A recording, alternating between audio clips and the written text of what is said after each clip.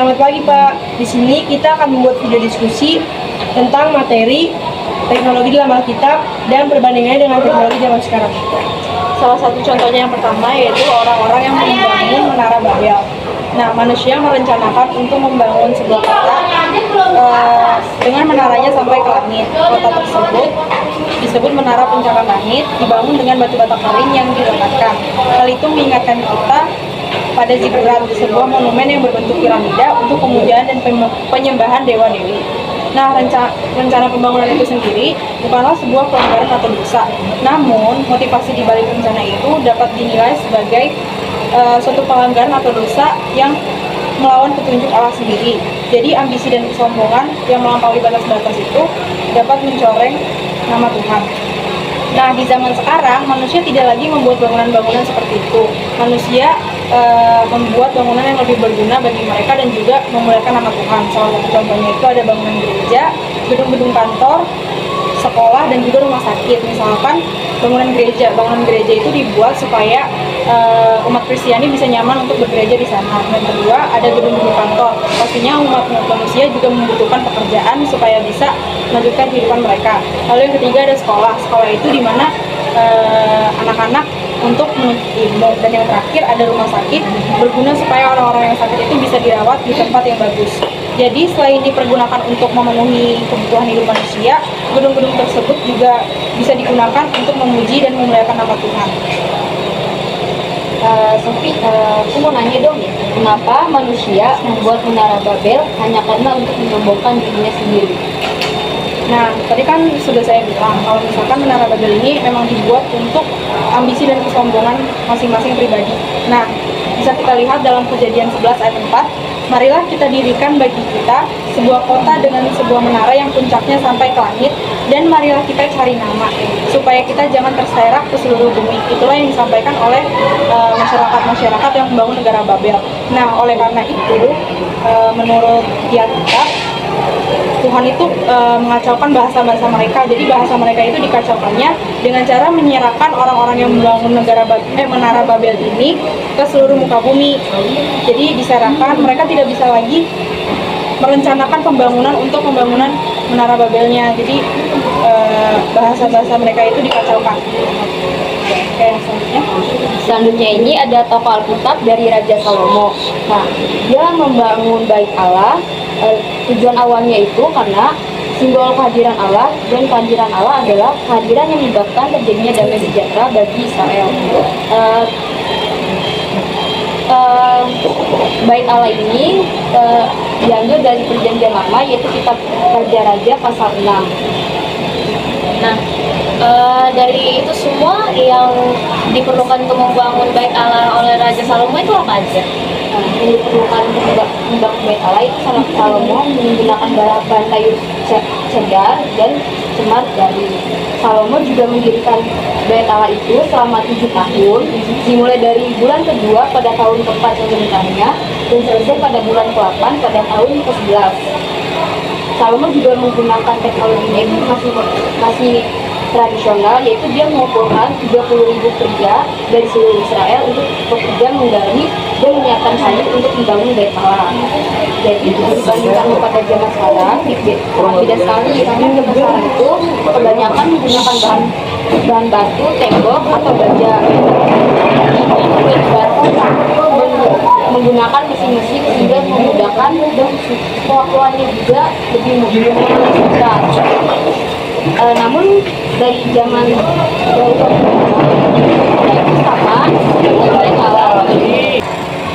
Pada zaman dahulu juga Salomo membangun bait Allah itu dengan panjang 60 hasta, lebar 20 hasta, dan tingginya 30 hasta. Berbeda dengan pada zaman sekarang, gereja itu tidak ada berapa. Namun fungsinya itu tetap sama, yaitu persekutuan, pengabdian, penginjilan, dan penyembahan kepada Allah. Nah, selanjutnya itu kita ada di zaman Alkitab kan itu pernah ada yang dinamakan perkamen. Nah, di 2 Timotius 4 ayat 13 itu Rasul Paulus itu meminta Timotius untuk membawa gulungan-gulungan kitab itu, teristimewa perkamen-perkamen itu. Walaupun ia tidak menyebutkan isi dari gulungan-gulungan tersebut, kita dapat sedikit mengetahui bahwa yang dia minta itu isi dari Alkitab Ibrani yang ia akan mempelajari ketika di penjaranya di Roma. Nah, frasa teristimewa perkamen-perkamen itu dapat menunjukkan bahwa ada gulungan-gulungan papirus maupun gulungan-gulungan perkamen. Nah, perkamen ini itu terbuat dari kulit-kulit hewan seperti domba, kambing atau lembu yang diolah untuk dijadikan alat-alat tulis yang dipakai di zaman dahulu dan di Alkitab. Nah, apa saja diganti perkamen zaman sekarang?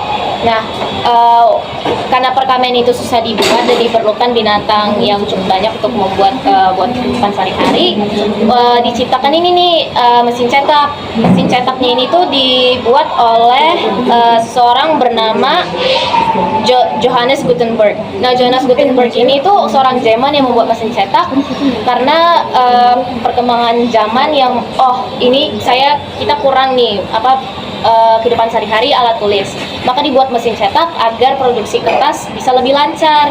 Nah, kertas ini menjadi alat yang dipakai buat sehari-hari yang kita bisa ketemukan di buku dimanapun sebagai alat tulis karena diproduksinya dengan mudah dan lebih efisien.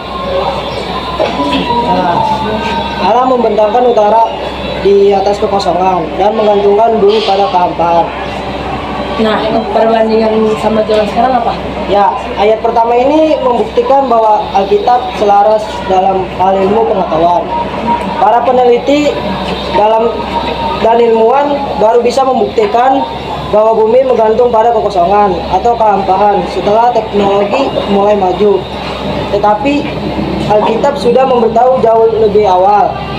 Alkitab menyebutkan bahwa Allah menggantung bumi pada kekosongan. Nah, selanjutnya Yusuf berprofesi sebagai tukang kayu. Yusuf berprofesi sebagai tukang kayu dan sebagai anak sulung pada umumnya, Yesus juga bekerja membantu Yusuf di bengkelnya sebagai tukang kayu sampai usia 30 tahun. Dan ketika usianya 30 tahun, Yesus memulai pelayanan publiknya berkeliling berkhotbah dan mengadakan mukjizat sebagai tanda kemesiasnya. Orang-orang di Nazaret kecewa dan menolak Yesus karena statusnya sebagai seorang tukang kayu. Namun, tidak pernah mereka sangka-sangka di masa depan akan ada berjuta-juta orang di dunia ini yang akan percaya dan menerima tukang kayu ini sebagai Tuhan dan juru selamat mereka. Terus perbandingan antara membuat kayu di zaman Yesus dan sama zaman sekarang apa? Kalau di zaman Yesus itu mungkin membuat kayunya tuh dengan cara menggunakan pahat, gergaji, terus kayak pisau. Pokoknya yang masih tradisional juga. Nah, kalau di zaman sekarang itu kayak menggunakan mesin dan alat-alat teknologi yang canggih pada zaman sekarang. Selanjutnya tentang membuat bahtera. Di Kejadian 6, Allah memerintahkan Nuh untuk membangun bahtera. Di zaman itu, Nuh membangun bahtera menggunakan kayu gofir dengan panjangnya 300 hasta, lebarnya 50 hasta, dan tingginya 30 hasta. Di situ Nuh membangun bahtera itu masih menggunakan alat tradisional yang dibantu dengan anak-anaknya. Saya menanyakan apa perbedaan pembuatan kapal zaman sekarang dengan zaman dahulu. Kalau di zaman Nuh, membuat kapal itu masih menggunakan alat tradisional dan menggunakan kayu gofir. Kalau di zaman sekarang, membuat kapal menggunakan baja supaya ringan dan banyak mesin-mesin di dalamnya. Dan harus diuji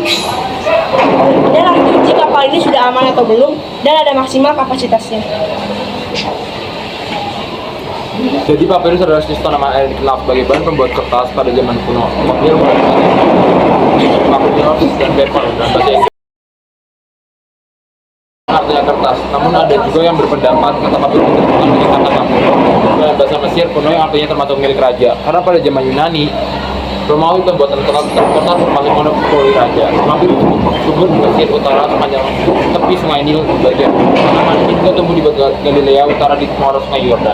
Papyrus adalah tanaman berakar dangkal yang tumbuh dalam lumpur di Yesaya 8 ayat 11. Tingginya sekitar 3 meter dengan batang yang tidak bercabang dan daunnya berserabut pendek. Bangsa Israel memanfaatkan papirus untuk membuat kertas dengan cara menguliti batang pohonnya lalu dipotong dengan ukuran kira-kira 40 sampai 5 cm. Nah, bagian dalam batang papirus kemudian diiris memanjang menjadi pita. Pita-pita tersebut patokan panjangnya yaitu 20 lembar, tapi bisa diperpendek dengan memotongnya atau diperpanjang dan dengan menempelkan lagi lembaran lain. Kemudian susunan pita tersebut dipukul dengan palu kayu sampai tipis dan dijemur untuk menghilangkan kadar airnya. Sudah bagian tepinya dirapikan dan agak dihaluskan, akhirnya textile sumber kertas berwarna keputihan dapat bertahan lama.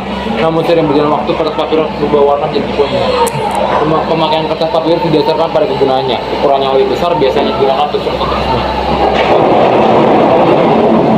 Papirus terpanjang adalah papirus merit, satu yang ditulis kira-kira pada tahun 1160 sebelum Masehi yang dilakukan di British Museum London. Panjangnya kira-kira 40 cm. Papirus juga memiliki manfaat lain. Membuat kertas, orang Mesir memakai papirus untuk membuat perahu pada Yesaya 18 ayat 2, anjing pada Ayub 40 ayat 20 dan anyaman pada Keluaran 2 ayat 3. Ketanya dipakai sebagai galah, obat bahan bakar, jadi inti batangnya juga bisa dimakan. Papirus juga bermanfaat lain selain untuk membuat kertas. Orang Mesir memakai papirus untuk membuat perahu, tali pancing, anyaman, dan getah. Ini dipakai sebagai galah, obat bahan bakar, dan inti batangnya juga bisa dimakan. Pada masanya harga papirus tidak murah, sehingga bagian kosong yang bagian belakang gulung papirus itu sering dipakai untuk menulis. Bahkan tidak jarang tulisan di atas kertas papirus dihapus kemudian ditulis kembali dengan naskah yang baru.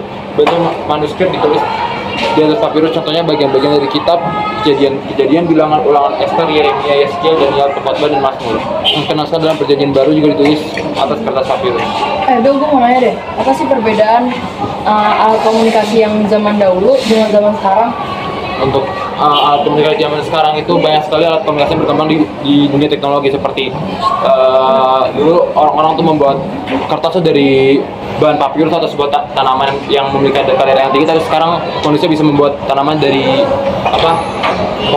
pohon kertas yang bisa dilapisi dengan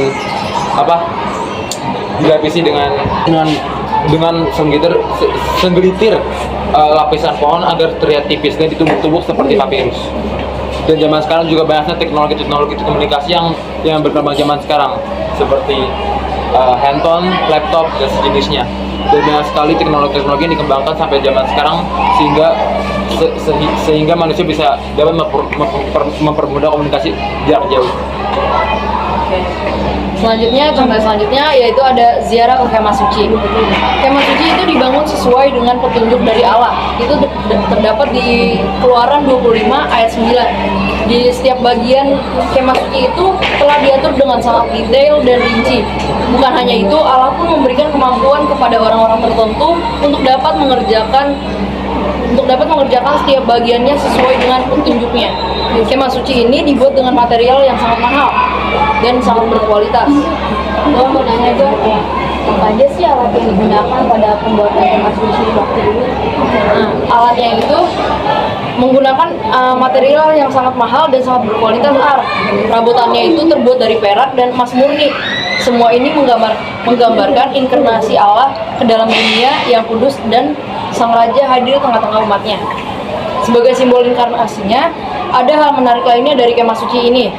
Jika dilihat dari luar, kemah suci tampak kurang menarik dan berwarna gelap, tetapi bagian dalamnya sangat indah, berkilau dan emas murni, dan berbagai kain yang sangat indah. Perziarahan ke kemah suci ini sekali lagi mengajar kita untuk menjadi pribadi yang sederhana, namun indah, menjadi penyembah Tuhan, manusia beragama yang bijaksana, yang mempersatukan dan mendamaikan, bukan main pecah belah. Namun di zaman sekarang, manusia tidak lagi menggunakan kemah suci yang terbuat dari perak dan emas murni, melainkan manusia sekarang membuat gereja sebagai tempat beribadah. Sekian dari video kita. Kalau ada salah mohon maaf. Makasih Pak. Tuhan berkati DBU. Maaf.